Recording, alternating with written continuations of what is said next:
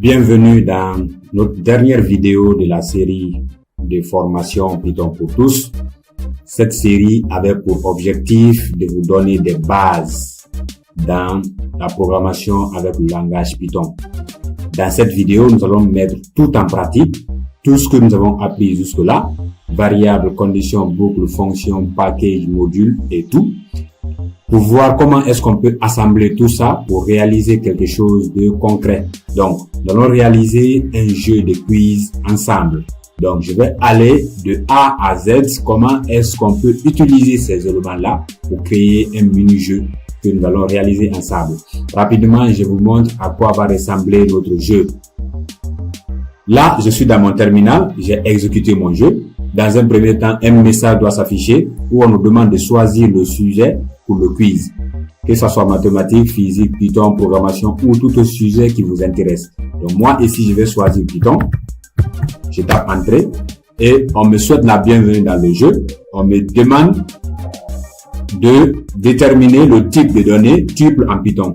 Est-ce que c'est un type de données immuable, non modifiable, contenant une séquence d'éléments, un type de données pour les nombres décimaux, un type de données pour les nombres entiers, un type de données mutable, modifiable, contenant une séquence d'éléments. Donc, c'est à moi de choisir une réponse. Donc, ici, je vais aller sur la première réponse. Je tape Entrée. On me dit bravo. Voilà, c'est la bonne réponse. Quel est le résultat de 5 modulo 2? Donc, cette fois-ci, je vais aller sur la réponse numéro 2. Je tape Entrée. On me dit que c'était la mauvaise réponse. Voilà, et la bonne réponse était 0. Voilà, donc après on me pose une autre question. Je vais aller sur la réponse numéro 3, je tape Entrée. Là aussi, c'était la mauvaise réponse. La bonne réponse était A. On me demande toujours la prochaine question. Je tape 4, Entrée. Et là, on me dit que c'était la mauvaise réponse aussi. Voilà, la prochaine question, je mets 5, je tape Entrée. Ce qu'il faut remarquer, c'est que les réponses sont situées entre 1 à 4. Donc ici, veuillez choisir un nombre valide entre 1 et 4. Donc, je vais choisir un nombre valide, c'est-à-dire 1. Je tape Entrée. Voilà, c'était la bonne réponse. Donc, je continue comme ça. Donc, il va me poser au total 10 questions. Et quand j'ai fini, on me dit mon score. Voilà, bravo, votre score est de 7 sur 10. Donc, voilà à quoi va ressembler notre jeu. On peut bien sûr l'améliorer. Ensemble, on va aller coder ça, voir comment ça va se passer. Bien, donc, je suis dans mon terminal. Je vais commencer par créer le dossier du projet avec la commande mkdir quiz. Je tape Entrée. Voilà, quand j'ai fait une liste, je vais retrouver mon dossier quiz qui est créé. Je vais me déplacer à l'intérieur de ce dossier avec la commande cd espace quiz. Voilà, donc, dans ce dossier, je vais l'ouvrir dans mon éditeur de code Visual Studio Code en tapant la commande code espace point. Je tape Entrée. Je patiente qu'il me lance mon éditeur de code et mon dossier. Bien, dans mon dossier quiz, je vais créer un nouveau fichier que je vais appeler main.py, le fichier principal de notre jeu. Bien, dans ce fichier main.py, je vais laisser un commentaire plutôt. Je vais parler des questions et réponses pour le sujet. Questions et réponses pour le sujet Python. On va prendre sujet par sujet. Donc, je vais créer un dictionnaire. Le dictionnaire va me permettre d'enregistrer toutes mes questions et les réponses en ce qui concerne le sujet Python. Égal accolade. Donc, le dictionnaire se crée avec les accolades. Bien. Donc, ici, je vais écrire des questions et des réponses dans des valeurs, dans les éléments plutôt clés plus valeurs. Donc déjà, la première clé c'est 1, la première question. Supposons que ça soit un truc déjà. Supposons que ça soit un truc déjà print. Voilà. Hello world. Bonjour. Voilà. Donc, ça peut être ma question. Et après, je mets 2 points. Je mets des éléments de réponse. Vous avez compris. Ça peut être bonjour. Voilà. Moi. test 2, voilà, 1, 2, 3, 4, des trucs comme ça. Donc, je vais mettre autant de questions et de réponses dans mon dictionnaire. Donc, cela me donnera un truc du genre la clé et la valeur. Donc, à chaque fois que je vais choisir une question, je vais faire correspondre la réponse. Bien, donc voilà, moi j'ai fait ça. J'ai créé un petit dictionnaire pour le sujet Python. Là, j'ai ma question qui est: quelle est la fonction pour afficher du texte dans Python? Voilà, les 2 points et les valeurs, je les mets dans une sorte de liste. Voilà, donc les valeurs, les réponses: print, input, read, write. Je ne mets pas la virgule à la fin de ma liste pour aller à la prochaine question. Quel est l'opérateur utilisé pour l'addition en Python? Donc 2 points, j'ai plus, j'ai moins, j'ai la multiplication et j'ai la division. Je mets une virgule encore. Quelle est la méthode pour ajouter un élément à une liste en Python? Voilà, donc on a append, add, insert, voilà, extend. Voilà. Donc, vous mettez virgule, ainsi de suite. Vous mettez vos questions et vous mettez vos éléments de réponse dans des listes. Donc, à noter que j'ai mis en première position de ma liste les bonnes réponses. Voilà.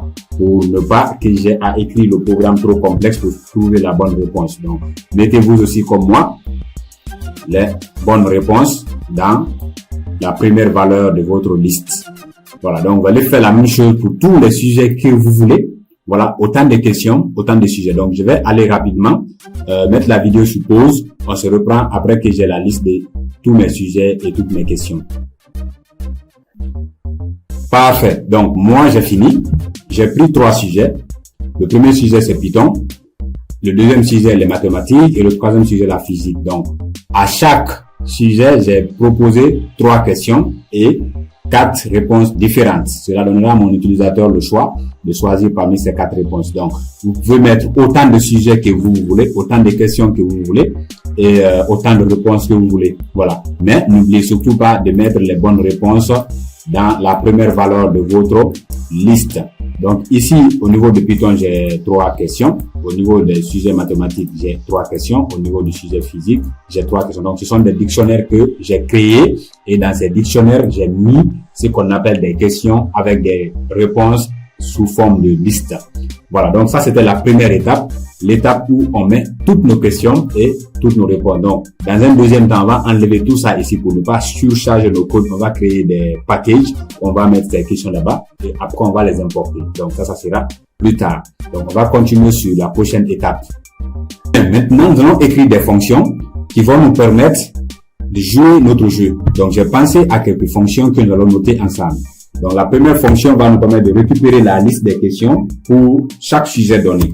Donc, ici, je vais laisser un commentaire pour vous. Récupère la liste des questions pour chaque sujet. Okay? Pour chaque sujet donné. Voilà. Donc, je vais appeler cette fonction-là getQuestion. Donc, on va le faire en anglais, bien sûr. Def get_question. Il faut déjà commencer à s'habituer à ça, même si vous ne parlez pas l'anglais, mais l'anglais technique. Donc, cette fonction aura pour paramètre un sujet. Voilà. Et je vais mettre pass. Donc, c'est la première fonction. Cette fonction prendra le sujet en argument et va nous ramener la question qui correspond en fonction de notre sujet donné. Voilà. Donc, ça, c'est la première fonction. La deuxième fonction est une fonction qui va poser la question et demande au joueur de répondre à la question. Donc ici, on va poser une question et demande au joueur de donner une réponse. Pose une question et demande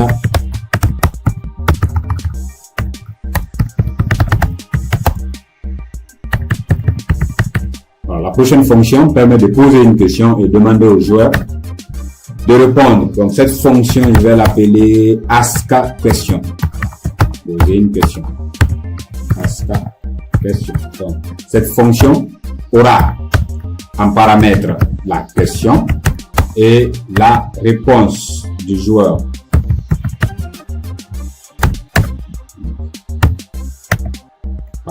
Ok, c'est get, def plutôt, j'ai mis get. c'est def. Voilà. Donc, ici, j'établis, voilà, tout est bon. Donc, on a une deuxième fonction qui permet de poser une question et de demander au joueur de donner la réponse. Donc, on a les deux paramètres. Voilà, ici, c'est une question. Et là, voilà, élément de réponse. Plusieurs réponses.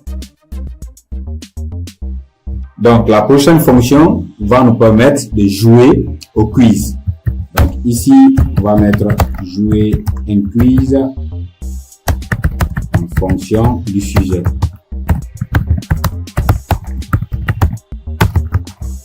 En fonction du sujet. Donné. Donc, def, jouer quiz. Attention, qu'est-ce que je fais? Donc, je passe en paramètre un sujet. Très bien. On va passer. Donc, je crois que c'est tout. Voilà, je crois que c'est tout ce qu'on a besoin comme fonction. Les trois fonctions. La première fonction pour récupérer la liste des questions. La deuxième fonction pour poser la question et récupérer les éléments de réponse. Et la dernière fonction permet de jouer au quiz. Donc, on va aller sur ces trois fonctions dans un premier temps. Voilà, si on aura besoin d'autres fonctions, on pourra les insérer plus tard. Parfait. Nous allons commencer avec la première fonction, la fonction qui nous permet d'obtenir des questions. Donc, ici, je vais créer un dictionnaire. Je vais l'appeler question, qui sera égal. Donc, j'ai combien de sujets? J'ai les mathématiques, d'abord. Voilà, attention, mathématiques.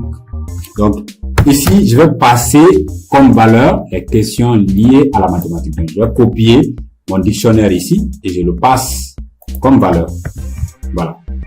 Après, j'ai la physique. Attention. Physique.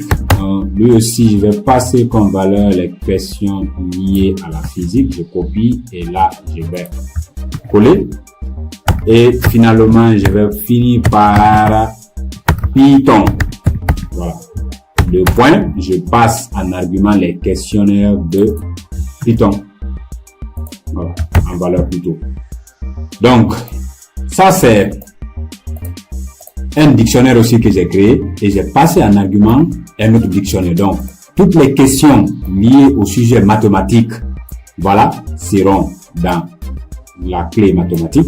Toutes les questions liées au sujet physique seront dans la clé physique et toutes les questions liées au sujet Python seront dans la clé Python. Là, vous avez compris le principe. Donc, après, la fonction va retourner des questions. Ma liste de questions ou la question qui a été choisie. Donc, après, je vais dire ici, retourne-moi les questions.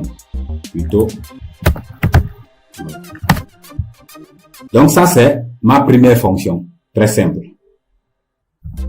Nous allons faire un petit test de la fonction getQuestion pour voir ce qu'on a dans le terminal. Je vais essayer de faire un print de getQuestion. Donc, en argument, je vais passer test, simplement. J'enregistre ça et j'exécute mon script dans mon terminal. Et qu'est-ce que j'ai? Voilà, j'ai toutes mes questions et tous les sujets. Voilà, j'ai le sujet mathématique. J'ai le sujet physique quelque part. Voilà, donc là, c'est le sujet Python. Voilà, j'ai le sujet physique aussi. Donc, tout, voilà, physique, Python, mathématiques. Donc là, il m'envoie tous les sujets et toutes les questions. Très bien. Donc maintenant, on va passer à la prochaine fonction qui est la fonction, je vais commenter, ask question. Donc, dans un premier temps, il va m'afficher la question. Donc, je fais un print de la question. Print question, cela va permettre d'afficher la question. Et après, je vais créer une boucle qui va boucler sur tous les éléments de réponse et il va me les afficher. Donc ici, je vais dire for i à chaque question. Voilà, il n'a qu'à afficher la réponse.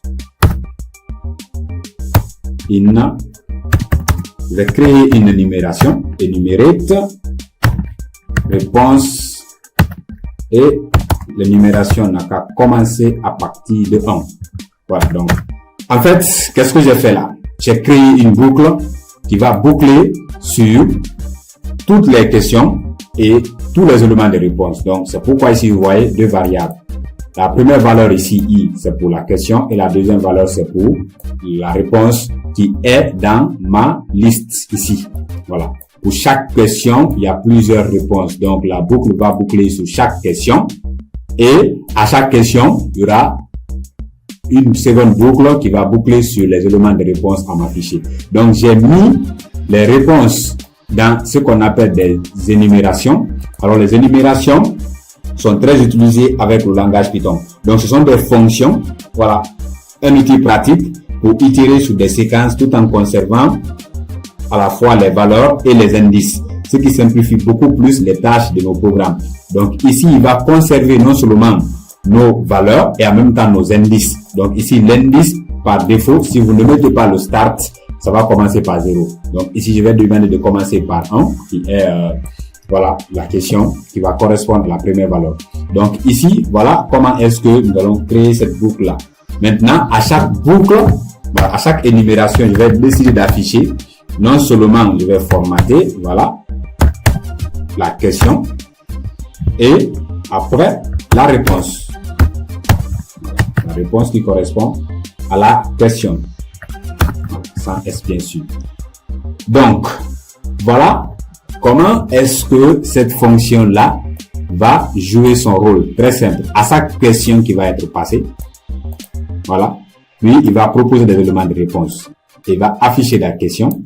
Maintenant, on va boucler sur l'ensemble de nos questions et de nos réponses. On va les afficher à notre utilisateur. Donc, c'est une petite explication sur la fonction Ask Question. Donc, si vous ne comprenez pas tout ça maintenant là, mettez la vidéo sous pause, revenez sur les anciennes vidéos, voilà, et vous essayez de comprendre les petits concepts qu'on a utilisés, variables, conditions, boucles, voilà, histoire de vous rappeler de tout ça et maintenant continuer à suivre ce petit programme qu'on est en train de réaliser ensemble.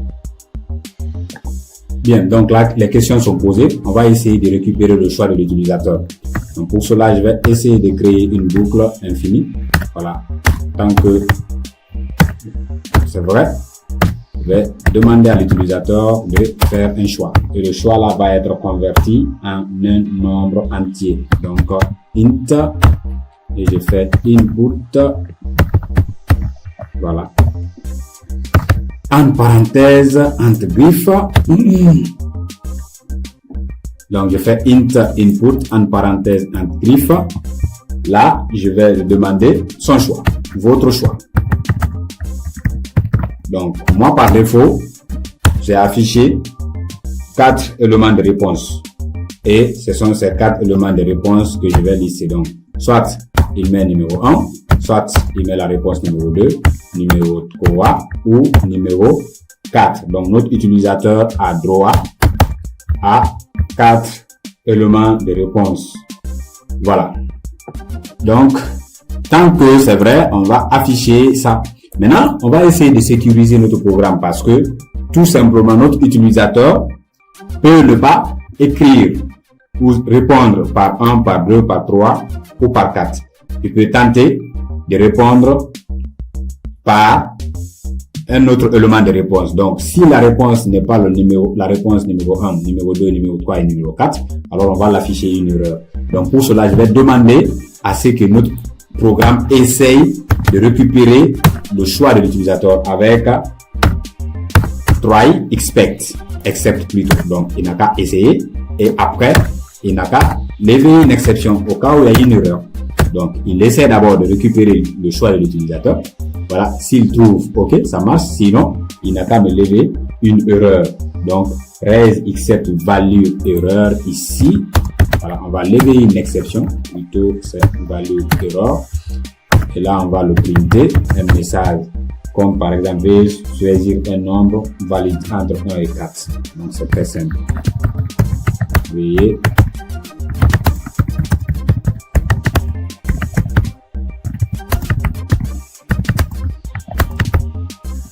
entre 1 et 4. Voilà. Donc, ce qu'on a fait là, c'est d'essayer de récupérer le choix de l'utilisateur.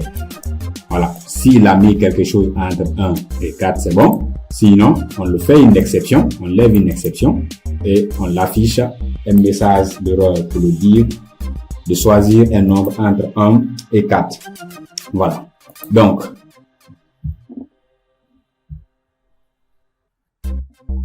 bien. Donc, normalement, on a une boucle infinie. Il faut qu'on l'arrête avec un break si l'utilisateur a fait le choix. Voilà. Donc, ici, je vais faire un break directement pour arrêter ma boucle. Voilà. Donc, en plus de ça, si maintenant le choix n'est pas entre 1 et 4, on va lever bien sûr une exception. Mais ici encore, je vais vérifier if le choix de mon utilisateur est inférieur à 1 ou bien or le choix de l'utilisateur est supérieur à 4. Voilà. Toujours, je vais lever la même erreur. Raise value error. Voilà. Donc, voilà en gros le schéma de notre fonction. Et après tout ça, il va retourner le choix de l'utilisateur. Donc ici, je vais demander à ce qu'il retourne le choix. Si vous n'avez pas compris tout ça, vous devez revoir les 9 vidéos précédentes que nous avons eu à réaliser sur les bases du langage Python. Les variables, les conditions, les boucles, les fonctions, les packages, modules et tout ça. Donc avant de pouvoir s'attaquer à cette dernière vidéo. Bien, n'oubliez pas aussi que avant de prendre ces automatismes là, ça va vous prendre du temps. Il faut vraiment une application. Mais plus vous appliquez, plus les automatismes vont venir. Donc, dans un premier temps, quand vous avez du mal à vraiment comprendre comment commencer et comment finir, c'est normal parce que vous êtes débutant. Et n'oubliez pas que chaque expert a toujours été débutant un de ces jours. Donc, avant de prendre ces automatismes, ça va prendre un peu de temps. Il faut d'abord s'appliquer. Et plus vous appliquez, plus les automatismes vont venir. Très bien. Donc, on va faire un petit test de notre fonction que nous venons d'écrire, la fonction askQuestion. Donc, ici, je vais faire un print pour voir, afficher ce que j'ai askQuestion. Donc, en argument, je vais passer test, voilà, virgule, test. Voilà. N'oubliez pas que il doit avoir 2 arguments. Le premier argument, c'est la question et le deuxième argument, c'est les éléments de réponse. Donc, moi, je vais passer test en argument et je vais décider de printer tout ça. Donc, quand j'exécute ça dans mon terminal, qu'est-ce que j'aurai? Voilà, donc j'ai d'abord test qui va s'afficher. Voilà, la première question c'était, voilà, c'est une liste. C'est une liste et lui, il est en train de parcourir. Donc, il va parcourir tout ça et il va afficher les éléments de réponse pour nous. Donc là, votre choix. Quand j'entre ici 6, je tape Entrée. Veuillez choisir un nombre entre 1 et 4, 8. La même chose, quand je tape 2, voilà, donc il me ramène 2. Très bien, ça c'est mon choix. Parfait. Donc, tout est OK. Je vais commenter ça et on va passer à la dernière fonction. Donc, nous allons maintenant entrer dans la fonction principale du jeu. Accrochez-vous, ça risque d'être un peu chaud et un peu plus long. Bien. Alors, dans cette fonction, on va commencer par récupérer les questions. Là, je vais dire récupération des questions. Donc, je vais créer une variable que je vais appeler question égale, je vais faire appel à ma fonction getQuestion. N'oubliez pas que cette fonction doit avoir un paramètre qui est le sujet. Donc, ici, je vais commencer par l'afficher simplement, à faire un petit print. Voilà, je vais formater la chaîne en utilisant les fstring. Et là, je vais souhaiter la bienvenue dans le quiz. Bienvenue dans le quiz. Je mets le sujet. Simplement. Donc, et si je décide de jouer le quiz, je vais passer Python comme sujet et j'essaie d'exécuter ça. Voilà, bienvenue dans le quiz Python. Voilà. Jusque-là, rien de compliqué. Donc, on va commenter ça. On va continuer à écrire notre programme. Bien, donc là, j'ai récupéré les questions, je les ai mis dans une variable question. je vais les mélanger pour les afficher dans un ordre aléatoire. Donc ici, il faut laisser un commentaire.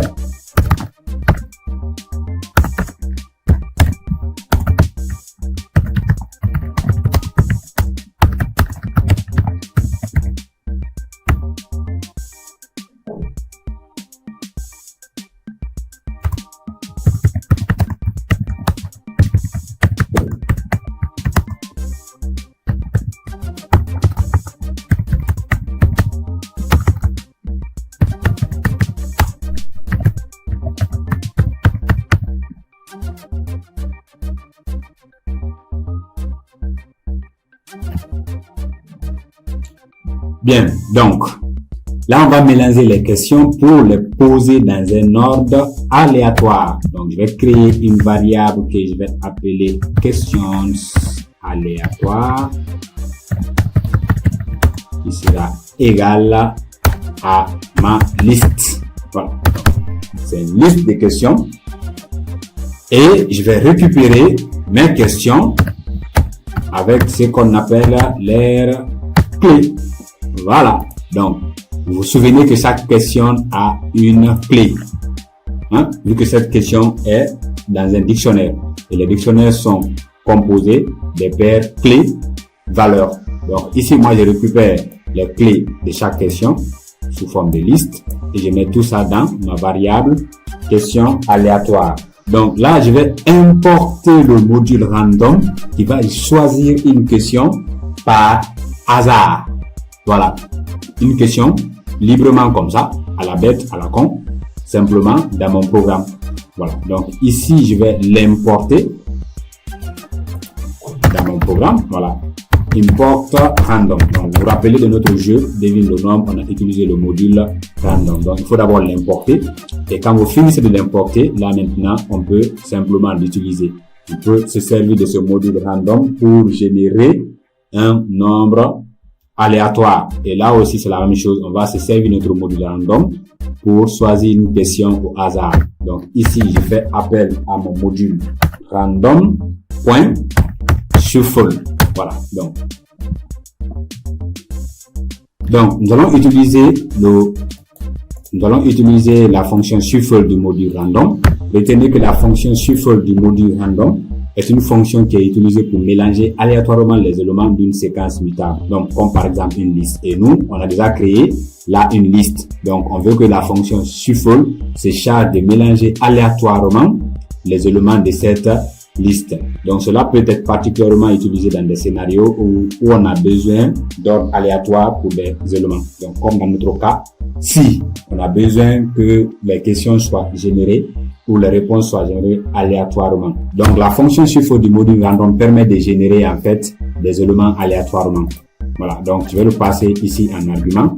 Ma liste de questions aléatoires. Bien, donc maintenant, je vais boucler sur mes questions qui me seront générées aléatoirement et je vais aussi générer des réponses aléatoirement. Donc, pour cela, je vais créer une boucle for question in questions. Voilà. Questions aléatoires plutôt. Donc, je vais parcourir mes questions aléatoires et en fonction de ces questions, je vais essayer d'avoir des réponses aléatoires. Donc, réponse égale à mon dictionnaire de questions. Et ici, à chaque question va correspondre une réponse aléatoire, bien sûr. Donc là, je parcours ma liste de questions aléatoires et je récupère l'ensemble des questions et je les mets dans des réponses. Donc, les réponses aussi doivent être générées aléatoirement. Donc, l'objectif, c'est de générer des réponses aléatoirement. Donc, ici, je mets random, excusez-moi, voilà. Ah non, c'est random.shuffle. Voilà, n'oubliez pas que ça permet de générer des éléments d'une manière aléatoire. Donc, cette fois-ci, je passe en argument mes réponses. Donc, cette boucle va me servir de génération de réponses d'une manière aléatoire. Donc, pour chaque question aléatoire qui va être générée, je vais aussi générer une réponse aléatoire. Voilà. Donc, c'est aussi simple que ça. Bien. Donc, vu que les réponses seront générées aléatoirement, on va aussi récupérer la réponse de l'utilisateur. Donc, pour cela, je vais appeler ma variable choix. Donc, n'oubliez pas que les variables qui sont à l'intérieur d'une fonction sont des variables dites locales. À l'extérieur, c'est des variables globales. N'oubliez pas, on les a vu pendant qu'on travaillait sur des variables. Il y a des variables locales et des variables globales. Donc, cette variable-là n'est utilisée que dans cette fonction présente. Donc, à part cette fonction, elle va être écrasée, bien sûr. Donc, je vais appeler ma fonction askQuestion, la fonction qui permet de poser des questions, et je passe en argument mes questions ou ma question, et je récupère les différentes réponses de mon utilisateur. Voilà, réponse. Donc, ici, c'est la question qu'on va récupérer, la question qui va être dans la boucle présente, la question qui sera définie, et en fonction de ça, on détermine le choix de l'utilisateur et nous on récupère le choix de l'utilisateur, on stocke dans la variable choix. Donc maintenant, on va passer par une vérification. On vérifie si le choix de notre utilisateur, la réponse de notre utilisateur, correspond à la réponse de notre question. Voilà, donc n'oubliez pas que les réponses sont dans les premières valeurs de notre liste. Voilà, pour ne pas qu'on ait à écrire un programme assez lourd pour pouvoir déterminer la vraie réponse ou la bonne réponse. On a mis les réponses dans les premiers éléments de notre liste. Donc ici, on va faire cette vérification. Ici, je vais laisser un commentaire. Je vais vérifier la réponse de l'utilisateur. Réponse du joueur. Voilà. Donc, comment on va faire pour vérifier la réponse du joueur? Donc, if réponse de notre joueur. Voilà. Donc, je prends le choix du joueur. J'enlève 1 égale à la question qui a été posée à notre joueur. Et là, je récupère les questions. Et je vais la première question. Je vais vous laisser un petit commentaire ici.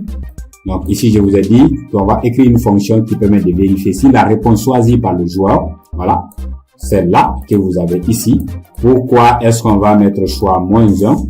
Parce que tout simplement, le numéro que le joueur va intéresser, c'est le numéro 2. La question, en fait, dans l'ordre, la numérotation commence par 0. Donc c'est pourquoi on va diminuer de -1. Voilà, quand on enlève de -1, ça va correspondre à l'élément dans notre tableau. Donc ça, c'est le cours sur les tableaux, sur les dictionnaires et sur les listes. Voilà. Donc, on va vérifier si effectivement ça correspond à la première réponse correcte de notre joueur. Donc, si ça correspond, donc on va afficher un message de félicitations qu'il a trouvé la réponse. Donc, ici, je vais dire print. Bravo, c'est la bonne réponse.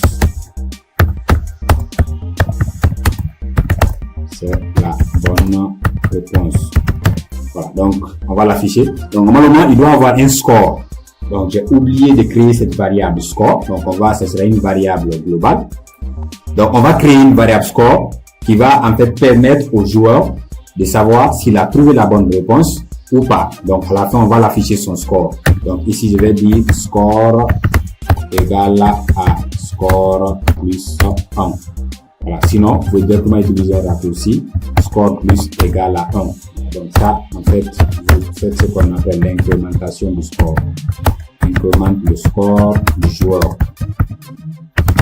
Voilà. Donc cette variable-là, je vais la créer ici et je vais l'initialiser à 0. Donc si le joueur ne trouve aucune question, aucune réponse plutôt, s'il n'a aucune bonne réponse, là le score sera à 0. Donc là, on va afficher le score. Ici, score du joueur. Score du joueur. Voilà. Donc, maintenant, ça c'est dans le premier cas. Le second cas, c'est qu'il n'a pas trouvé l'autre réponse. Donc ici, on peut le dire. Else print. Dommage, la bonne réponse était. Donc, je vais formater la chaîne en utilisant le f-string. En même temps, je vais le dire. Dommage. La bonne réponse était Je vais l'afficher la réponse. C'est cette réponse que j'ai ici. Je vais sélectionner CTRL-C et je vais coller. Voilà. Donc là, on va l'afficher la réponse. Voilà. Ce sera tout pour cette fonction. Est-ce qu'on va pas afficher au final le score final? Ouais, on va afficher le score final. Donc, je vais d'abord afficher un vide, un print rien. Et à la fin de ma fonction, n'oubliez pas de revenir sur la même ligne de votre fonction. Ici. Et là, on va afficher le score du joueur. Donc, ici, afficher le score final du joueur. Voilà. Print en parenthèse. Votre score final est 2. On va formater la chaîne. Votre score final est 2. Donc, je veux prendre le score et je vais le diviser sur 10. Ou, voilà, j'ai combien de questions? 3 questions. Donc, je vais prendre la taille de ma question. Len. Voilà, donc là aussi, je vais le mettre en plus. Donc, len est une fonction qui permet de ramener la taille de vos questions. Donc, len est une fonction qui permet de ramener la taille d'un tableau ou d'une liste. Donc, ici, je passe mon dictionnaire en argument de ma fonction len et lui va ramener la taille. Donc, si j'ai 10 au total, donc il va m'afficher 10. Si j'ai 3, il va m'afficher 3. Donc, si j'ai 4, il va m'afficher 4. Donc, si j'ai par exemple 3 sur 3, ça sera le score, le nombre que j'ai trouvé sur la taille totale, le nombre total de mes questions qui existent dans mon dictionnaire. Donc, voilà, ça c'est tout pour la fonction principale. On va l'essayer. On va faire un petit test pour voir ce que ça va donner. Bien, donc on va essayer tout ça pour voir ce qu'on a jusque là. Je vais revenir là de commenter ce que j'avais mis précédemment. Voilà. Je vais passer jouer quiz en argument Python. Voilà, ce que j'avais fait. Donc on va exécuter ça dans le terminal. Wow. Ah oui. Donc les erreurs c'est toujours comme ça. Vous ne pouvez pas vous en passer. Donc on va commencer par régler le problème. Donc ici, j'ai un souci là à la ligne 61. Il y a un problème avec ma question. On dirait ma variable là, j'ai pas bien défini. Ok, donc question aléatoire. Oui, on a mis DT. Je vais enlever, insulter la même chose. Ici, je vais corriger question aléatoire là aussi. Voilà, donc je vais sélectionner. Bien. Donc ici, l'erreur était ici, voilà. Donc justement, la fonction case. Donc, vous mettez les parenthèses. Voilà. Donc on va réexécuter tout ça. Ok, le module shuffle, un problème à la ligne 68. Donc 88, là, c'est l'appel de ma fonction jouer quiz. 68, c'est là où j'appelle le module shuffle. Donc qu'est-ce qui se passe? 68.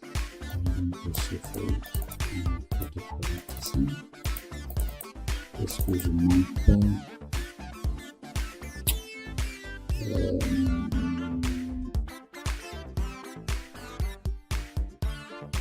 Ok. Je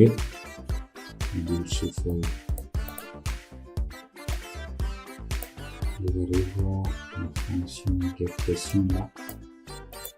Ok, donc ici le sujet, voilà, on va convertir cette fonction-là, le sujet qu'on aura en minuscule, voilà, tous les éléments en minuscule. Donc là, je vais créer une autre liste, hein, une autre liste, je vais faire appel à mon sujet et je vais demander à ce que les éléments soient en minuscule. Donc le retour des sujets en minuscule. Voilà, donc je crois que cette ligne-là, c'était ça le problème. Voilà. Si on va réexécuter tout ça, on va vérifier encore. Voilà. Donc, bienvenue dans le jeu, dans le quiz Python. Voilà l'autre sujet. Quelle est la fonction pour afficher? Voilà. Donc, ici, je vais prendre la mauvaise réponse, par exemple 2. Je tape entrée, hop, on a une erreur là. Donc, je vais réafficher. Si je reprenais et je choisissais la bonne réponse, if réponse soit. Ah, ok, question ici que je passe en argument, ce n'est pas les questions. Ok. C'est déjà ici, il y a cette erreur. Voilà. If réponse de notre utilisateur égale aux questions. Voilà, c'est vraiment la question qui a été définie. Ici, il n'y a pas S. Voilà. Là, c'est notre dictionnaire de questions. Ça, c'est la question choisie. Voilà, si ça correspond à la première question. Donc, la même chose que je vais afficher ici, je vais enlever S. Voilà. Donc, je crois que on n'a plus de problème. Je vais vérifier. Quel est l'opérateur utilisé pour l'addition? Je mets une fausse réponse. Dommage, la réponse était / yes. Quelle est la fonction utilisée pour afficher le texte en Python? C'est la fonction print. Je vais mettre la première réponse. Voilà. Bravo, c'est la réponse, c'est la bonne réponse. Quelle est la méthode pour ajouter une demande? Donc, je vais écrire quelque chose qui n'est pas correct. Voilà. Veuillez choisir entre 1 à 4. Je mets 5. Veuillez choisir, donc je mets 1, je tape entrée. Bravo, c'est la bonne réponse. Votre score final est de 2 sur 3. Voilà, ça fonctionne. On va essayer pour un autre sujet. Cette fois-ci, je vais mettre un sujet qui n'existe pas. Je vais mettre programme. Voilà, j'exécute ça.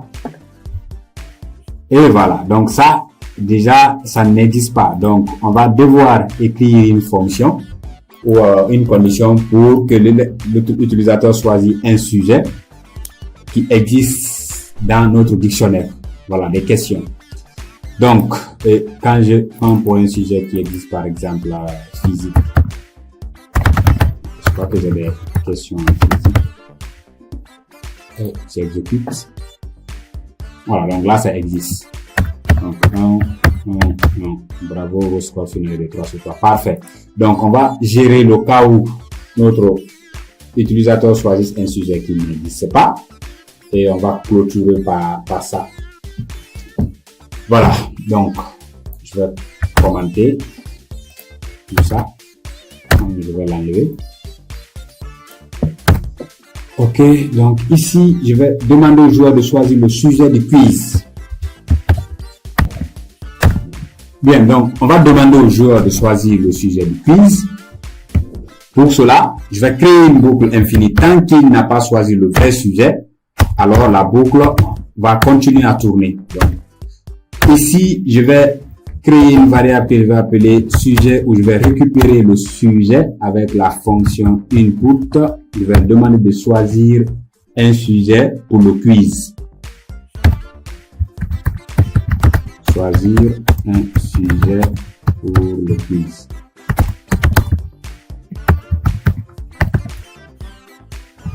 Voilà, donc, en parenthèse, je vais l'afficher le sujet. Donc, il peut choisir entre mathématiques,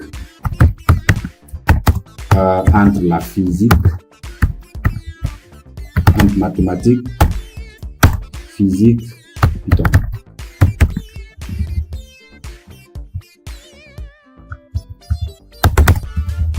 Voilà, donc là, je demande au joueur de choisir un sujet et je lui spécifie les sujets en parenthèse. Donc, mathématiques, je ne mets pas, voilà, comme ça. Il doit choisir entre mathématiques, physique et Python. Donc, plus vous avez les sujets, voilà, ici, créés dans vos dictionnaires, plus vous allez les afficher. Donc, moi, j'ai 3 sujets, donc je vais les afficher les 3 sujets.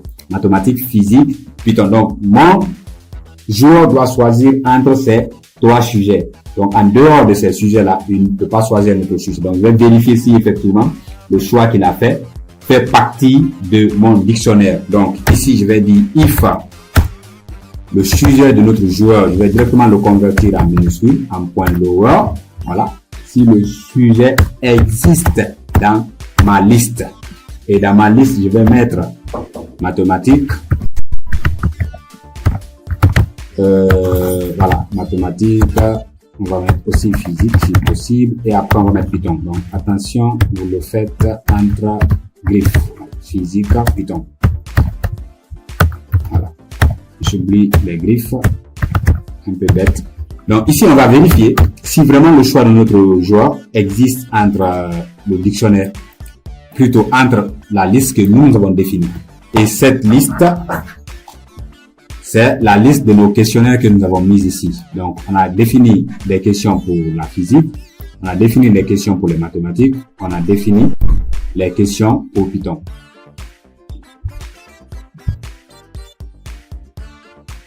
Donc là, on vérifie si le choix de notre utilisateur existe dans notre liste. Très bien. Donc là, on vérifie si le choix de notre utilisateur figure parmi nos sujets. Et nos sujets sont mathématiques. Voilà, c'est mathématiques. Voilà, physique, Python. Donc, c'est les 3 sujets que nous avons définis. Donc, l'idée, c'est de vérifier si effectivement le sujet que notre utilisateur, notre joueur a choisi fait partie.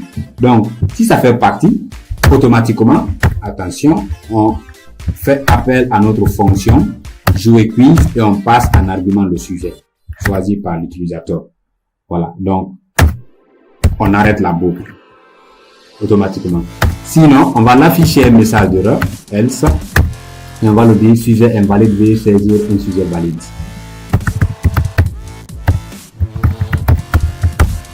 Voilà. Donc, ici, on demande à notre joueur de choisir un sujet. Si le sujet qu'il a choisi fait partie de notre liste, alors là, on joue le jeu et on arrête automatiquement la boucle. Voilà. Maintenant, si ça ne fait pas partie, la boucle va continuer à tourner. Tant qu'il n'a pas choisi un sujet valide, on va lui demander de saisir un sujet valide. Donc, j'exécute mon programme. Voilà, choisir un sujet pour le quiz. Donc, ici, quand je mets un autre sujet, ici, je tape entrée. Voilà, sujet invalide. Je mets Python, je tape entrée. Automatiquement, je commence à jouer. Donc, 1, 2, je mets une autre question. Voilà, ça n'existe pas. Je mets 3. Voilà, le score est de 1 sur 3 parce que je n'ai pas trouvé les bonnes réponses. J'ai trouvé qu'une seule réponse correcte. Donc, voilà le squelette de notre jeu. Tout fonctionne. Tout est parfait. Alors, vous pouvez améliorer ce jeu. Vous pouvez aller plus loin dans ce jeu. Donc, moi, ce que je vais faire ici, ça serait trop moche qu'on ait en fait les questions à l'intérieur de notre fichier principal. Voilà. Donc, pour cela, je vais créer un module où je vais mettre plusieurs questions. Et ces modules vont être importés à leur tour dans notre jeu principal. Donc, on va constituer des questions là sous forme de modules et de package. Notre avant-dernière vidéo, justement. Donc, ça sera la dernière étape. Voilà. Donc, je vais créer un dossier dans mon projet que je vais appeler module quiz. Donc, vous pouvez faire un clic droit New Folder ou cliquer directement sur le raccourci ici New Folder. Vous créez un nouveau dossier. Vous allez l'appeler module underscore quiz. Donc, c'est le module quiz. Donc, ici, dans mon dossier module quiz, je vais créer des fichiers. Bien, donc, vu que mon dossier module quiz est un package, je vais créer un fichier qui indique que c'est un package. Donc, underscore init, underscore.py. Veuillez revoir la dernière vidéo, l'avant-dernière vidéo plutôt qu'on a réalisée sur les packages et les modules. Donc, mon dossier module quiz est un package. J'ai créé le fichier init.py et dans ce fichier là, je vais créer des modules. Donc, le premier module, je vais l'appeler mathématiques.py. Et ici, je vais inscrire mes questionnaires liés aux mathématiques.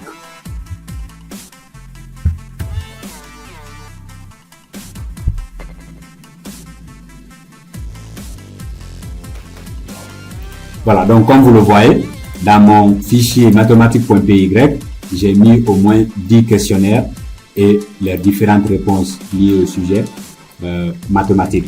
Donc ici, j'ai la première question et j'ai mis mes éléments de réponse. J'ai ma deuxième question et j'ai mis mes éléments de réponse. J'ai ma troisième question et j'ai mis mes éléments de réponse, ainsi de suite. Donc, vous pouvez mettre autant de questions que vous voulez dans votre fichier mathématique. Donc, le fichier sera ce qu'on appelle un module. Donc, je fais la même chose pour les autres matières, pour la physique aussi. Je vais créer un fichier que je vais appeler physique.py.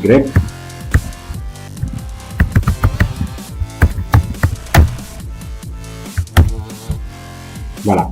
Donc, Là aussi, dans mon fichier physique.py, je mets les questions et réponses liées au sujet physique. Donc ici, j'ai mis au moins 10 questions. Je vais mettre la vidéo sous pause pour prendre tous ces questionnaires-là. Donc, je vais les word wiper. View word wipe.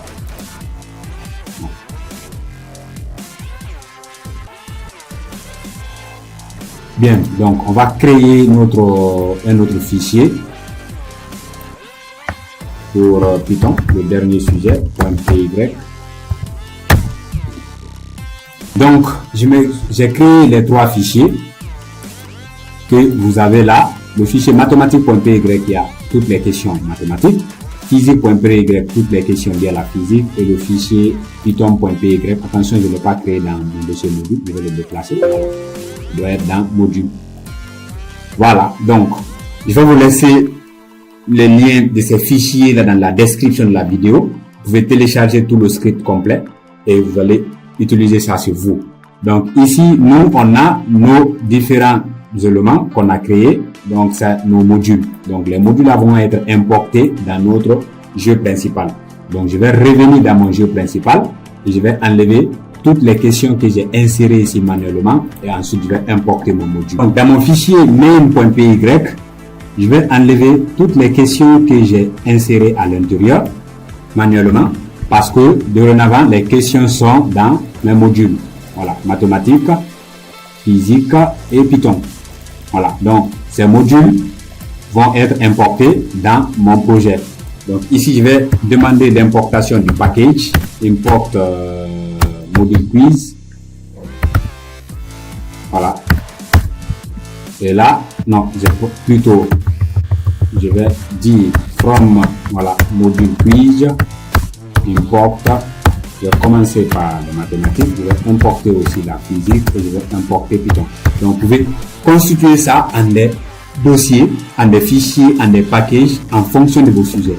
Donc, maintenant, ici, je vais passer par le module mathématique. Voilà.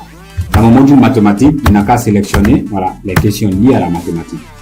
Après, dans mon module physique, il n'a qu'à sélectionner les questions liées à la physique.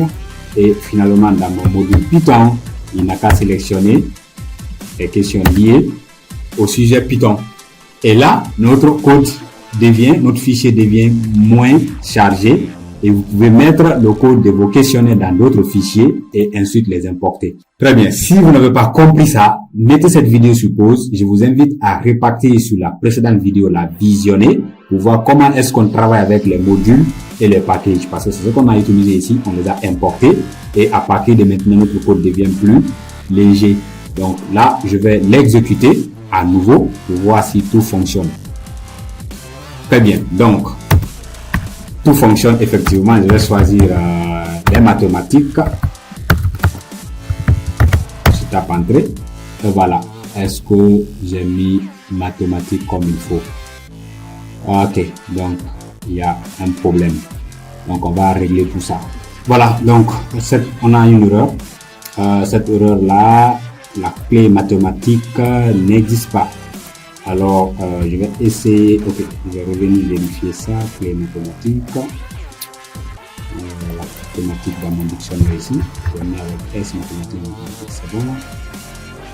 Ok, ici, donc mathématique, je mets S à la fin, voilà, là aussi mathématique, on va mettre S à la fin. Voilà, n'oubliez pas de mettre S à la fin, là aussi S, en fait c'est ça, ce problème-là. Donc ici, on va reprendre l'exécution. Voilà, je vais choisir un sujet. On va prendre mathématiques. Voilà, sans S, le sujet est invalide. Voilà, donc avec S, et bien, voilà. Donc 1, 2, 3, 4, 5, 6, 7, 1, 1, 1. Voilà, donc on n'a pas de problème. Vos scores final est de 7 sur 10. Donc je vais essayer avec les autres sujets aussi. Carrément. Avec Python, je tape entrée. Voilà, ça fonctionne. Quelle est la fonction pour supprimer un élément spécifique d'une liste? Je mets 1, je tape entrée. Bravo, c'est la bonne réponse. Qu'est-ce que le type de données tuple en Python? 1, je tape entrée. Bravo, c'est la bonne réponse. Quelle est la fonction pour générer un nombre aléatoire en Python? Je vais taper 2. Ah oui, c'est la mauvaise réponse. Voilà. Dommage, la bonne réponse était rand int. Donc là, je tape 3. Là aussi, j'ai pas trouvé. Je tape 4. J'ai pas trouvé, je mets 5. On me dit de sélectionner un nombre valide entre 1 à 4. Donc, vu que toutes les réponses sont 1, 1, 1, je vais mettre 1, 1 jusqu'à la fin.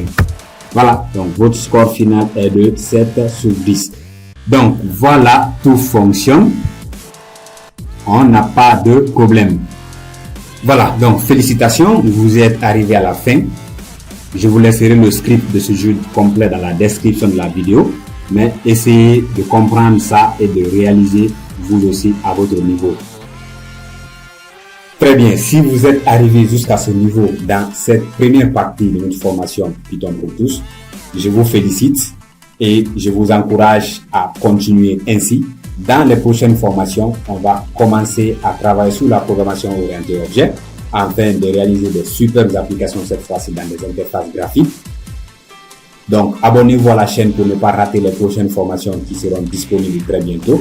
Et si vous avez aimé cette vidéo, laissez-moi un pouce bleu, partagez-la à vos amis pour m'encourager dans mon travail. Je vous remercie.